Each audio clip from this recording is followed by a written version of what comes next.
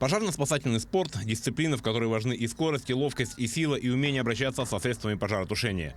Несколько раз в год пожарные со всей республики съезжаются в Якутск, чтобы принять участие в соревнованиях по пожарно-спасательному спорту и определить, кто из них достоин представить республику на дальневосточном чемпионате. Вместе со взрослыми на этапы состязаний выходят и подростки, воспитанники школ и СУЗов, которые однажды пришли в секцию пожарно-прикладного спорта и поняли, что эта дисциплина им по душе. Занимаюсь я уже 5-й год, опробовал много разного вида спорта, но как-то у меня был физрук, предложила съездить попробовать на полигон, пожарно-прикладной спорт. Я согласился, и все, мне понравилось, я начал им дальше заниматься. Достижений, к сожалению, нету, но время показываю хорошее. Да, я буду поступать в пожарную академию Санкт-Петербурга. Не отстают от юношей и девушки, которые показывают хорошие результаты и берут призовые места как в республике, так и за ее пределами. Как, например, Татьяна Горикова.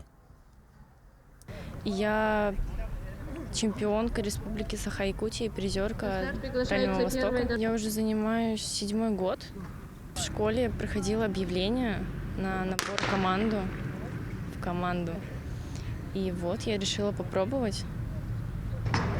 Пришла, мне понравилось. В дальнейшем я планирую поступить на вышку в МЧС. Буквально через несколько дней лучшие из лучших по пожарно-спасательному спорту якутяне отправятся защищать честь республики на дальневосточный чемпионат. У нас это детская юношеская команда Республики Саха-Якутия.